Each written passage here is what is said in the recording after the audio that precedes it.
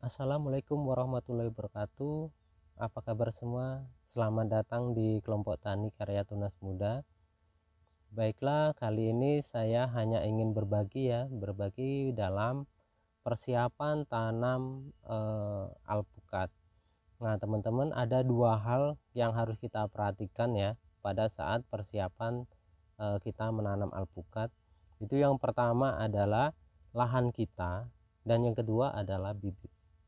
Nah, kalau kita lalai terhadap kedua hal ini dan kita tidak matang dalam menentukannya, itu bisa menimbulkan kos atau biaya yang lebih tinggi. Baik, kita bahas terlebih dahulu untuk lahan ya.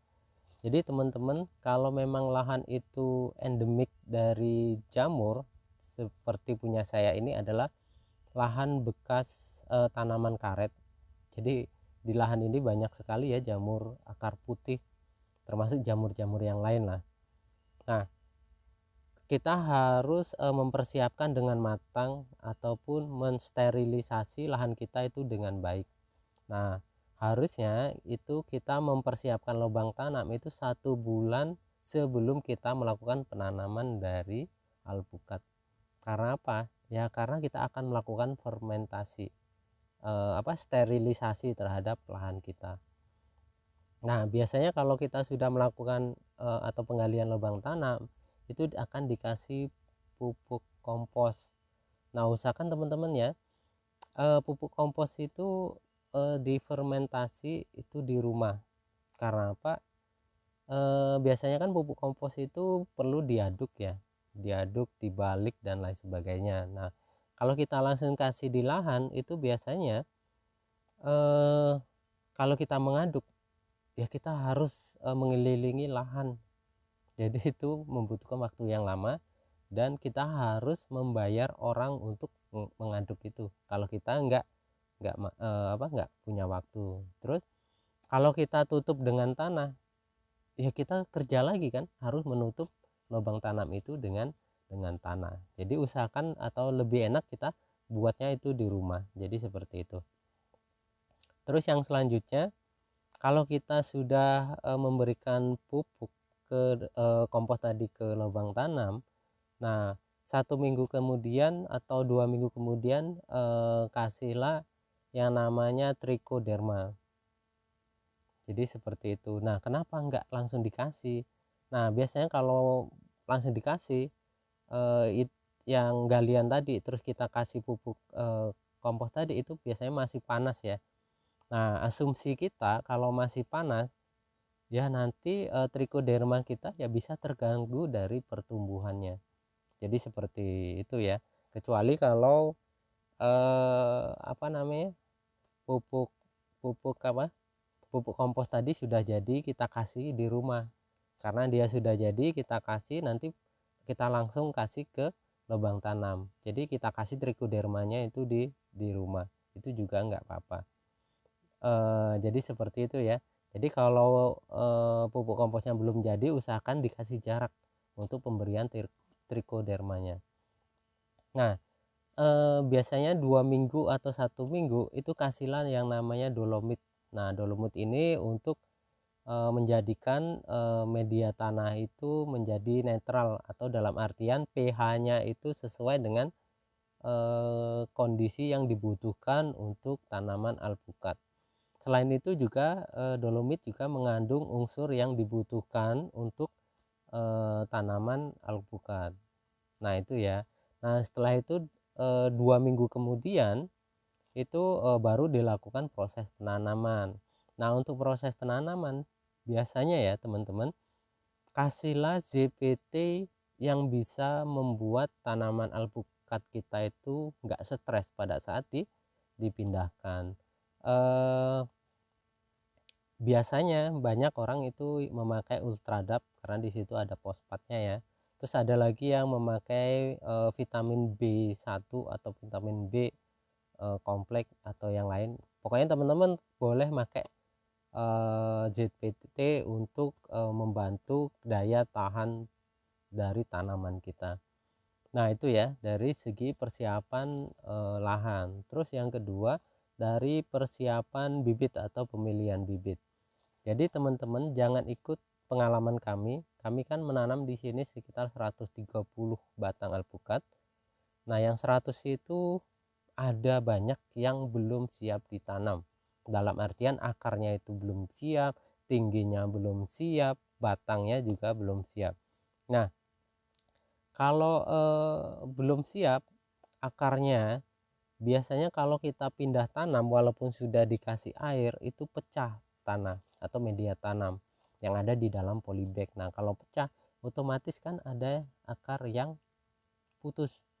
Nah, karena akarnya putus pasti tanaman itu akan stres. Nah, kalau stres terus kena jamur, ya nambah apa ya, dia nggak punya pertahanan lagi sehingga persentase mati itu sangat tinggi. Ataupun kalau kena jamur kita harus mengeluarkan kos lagi untuk mengendalikan jamur. Jadi seperti itu.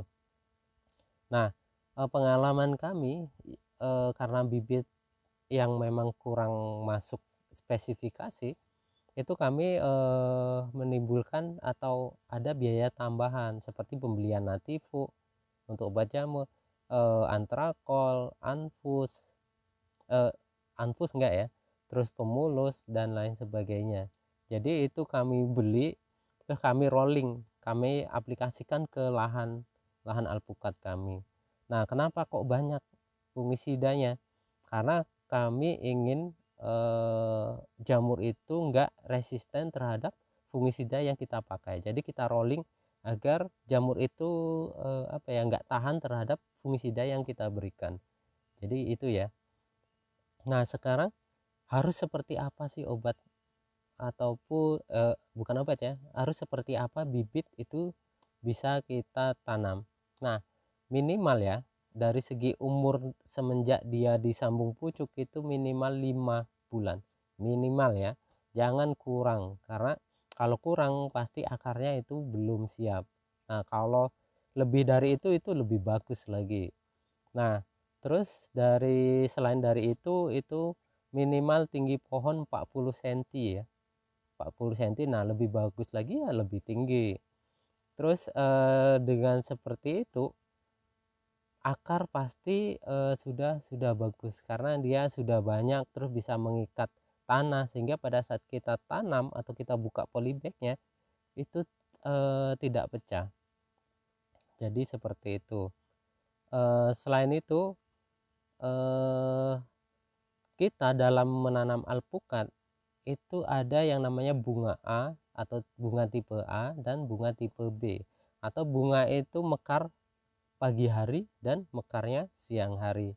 Nah, karena itu pilihlah dalam satu lahan itu minimal 2 varietas yang memiliki tipe yang berbeda, dan nanti diselang-seling ya cara nanamnya. Misal satu baris itu tipe A, terus baris kedua tipe B, atau menurut kalian itu bagusnya seperti apa.